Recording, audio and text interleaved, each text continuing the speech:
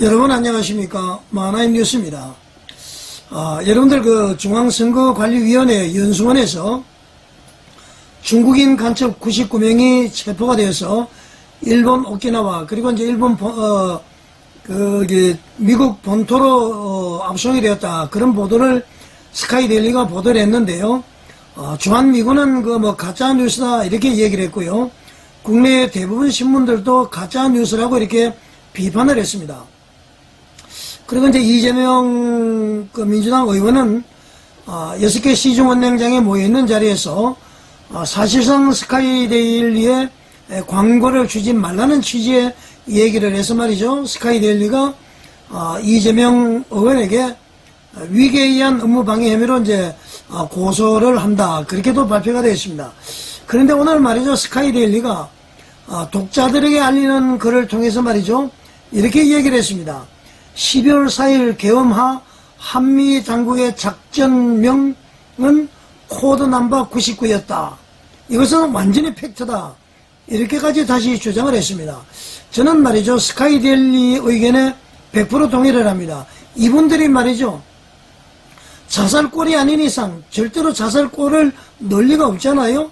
그래서 100% 저는 이것이 사실이다, 그렇게 확인을 하고요. 그렇게 이제 저는 믿습니다. 그리고 이제 스카이데일리에서 기사 내용을 말이죠, 여러분들에게 소개를 해드리겠습니다. 직접적으로 이제 미군에게 앞으로는 모든 발표를 신중하게 해라. 엠바고가 걸려있다. 엠바고라는 것은 어느 정도 시점까지는 보도를 하지 말라, 보도 유예를 이야기합니다. 그리고 이것은 누구나 알 수 있는 그런 것이 아니다, 그런 취지인데요. 기사 내용을 직접 한번 여러분 보시겠습니다.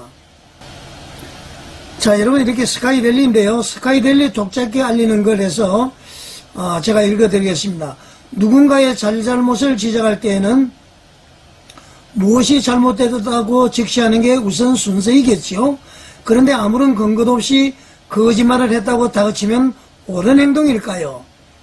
그러면서요, 23일 주한미군 공보관과 통화를 했습니다.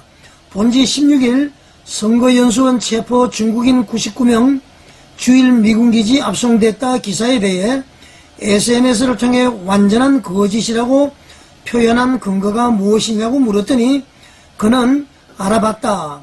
이제 주한미군 담당자입니다. 다시 어디서 무엇을 알아봤느냐고 물었더니 그럼 사실이란 근거는 뭐냐, 이렇게 대묻더군요. 그래서 주한미군 귀하들은 당연히 모를 수 있다. 극비작전은 내부에서도 보안을 유지하는 경우가 많지 않은가?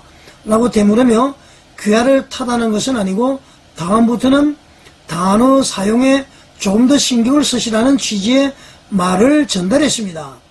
24일 현지 시간 미 국방부는 해외 미군 부대를 해외 미군 부대를 포함한 산하기관의 SNS 사용 금지 명령을 전달했습니다. 미 성조신문은 이례적으로 주한미군에도 전달했다고 밝혔습니다. 이 말은 말이죠, 이번에 주한미군이 가짜뉴스라는 걸 조심하라, 이런 취지 같습니다. 다음 계속 읽습니다. 주한미군의 포스팅 내용이 도널드 트럼프 행정부 출범 이전인 조 바이든 행정부 성향이었기 때문으로 분석됩니다. 이런 언급을 하는 이유는 한국의 좌파 매체와 소통하는 주한미군 공보관 또는 공보관실에 문제가 있다는 점을 간접적으로 설명드리기 위함입니다. 미 국방부가 본지 기사를 부인했다는 보도 역시 사실과 다릅니다. 미 국방부는 관련 질의에 대해 주한미군 발표를 참조하라고 언급한 것이 전부입니다. 이것을 부인이라고 해석할 수는 있습니다. 하지만 일축이란 표현이 맞는지는 따져볼 계획입니다.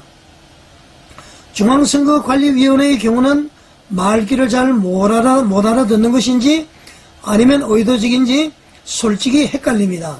본지는 작전 지점을 경기 수원시 선거관리연수원이라고 폭넓게 밝혔을 뿐 12.3 계엄 당일에 직원 연수가 있었던 생활관이라고 특정하지 않았습니다. 본지 기자는 얼마 전 선관위 연수원에 직접 가서 직원을 만났습니다. 당연히 선관위 상부에 보고가 됐겠죠. 그리고 20일 본지는 작전 지점을 그곳이 아닌 외국인 주거동이라고 구체적으로 밝혔습니다. 그런데 그 후 발행된 선관위 보도 자료를 보면 그날 연수가 있었다며 그래서 가짜 뉴스다라고 주장했습니다. 이런 수준의 사람들이 스스로 헌법기관이라고 자부하는 선관위의 언론 대응을 하고 있다는 현실이 기가 막힐 노릇입니다. 선관위의 허위 브리핑에 대해서는 불가피하게 법적 대응을 해야 할 것 같습니다. 자, 이 정도면 뭐 100% 사실 같습니다. 저는 또 종북 내지는 극좌로 의심되는 매체들이 스카이데일리의 단독 기사를 가짜 뉴스라고 단정 지은 것에 대해서도 허위 사실에 의한 명예훼손으로 언론중재위원회 제소와 법적 대응을 검토하고 있습니다. 그들이 제시한 근거라고는 오로지 주한미군의 발표뿐입니다. 최소한 본지의 사실관계를 확인해야 하고 반론을 담아줘야 합니다. 그런데 이들은 전혀 그러지 않았습니다. 특히 태블릿 PC 기사를 조작 보도함으로써 박근혜 대통령 불법 탄핵에 앞장섰던 JTBC는 본사에 위장 잠입해서 대표이사의 목소리를 변조까지 해가며 근거 없이 궤변이라는 자막을 붙여가면서까지 모욕과 명예훼손을 저질렀습니다.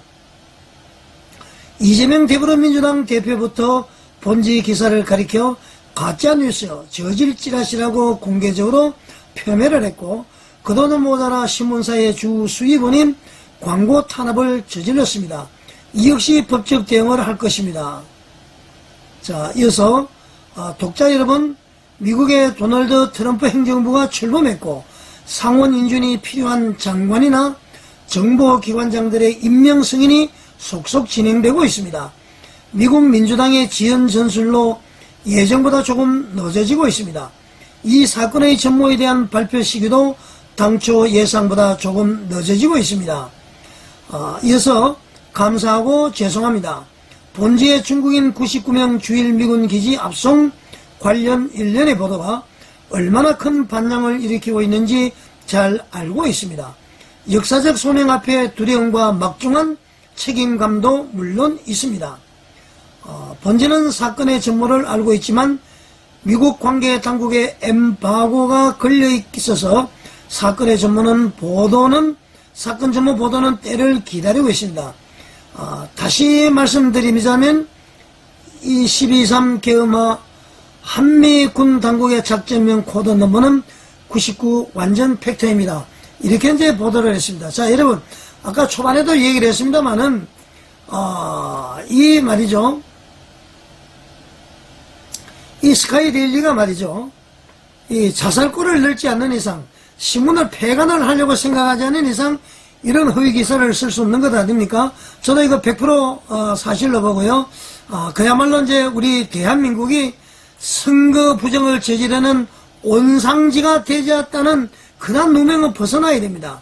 그래서 말이죠, 우리 현재 윤석열 대통령이 즉시 직무에 복귀를 해서 미국과 같이 이것을 샅샅이 밝혀서 이 말이죠, 선거 부정을 이 지구상에서 완전히 퇴출해야 된다. 저는 그렇게 생각합니다. 스카이데일리의 모든 분들에게 응원의 박수를 보내드립니다. 자, 여러분 어떻게 생각하십니까? 시청해 주셔서 감사드립니다.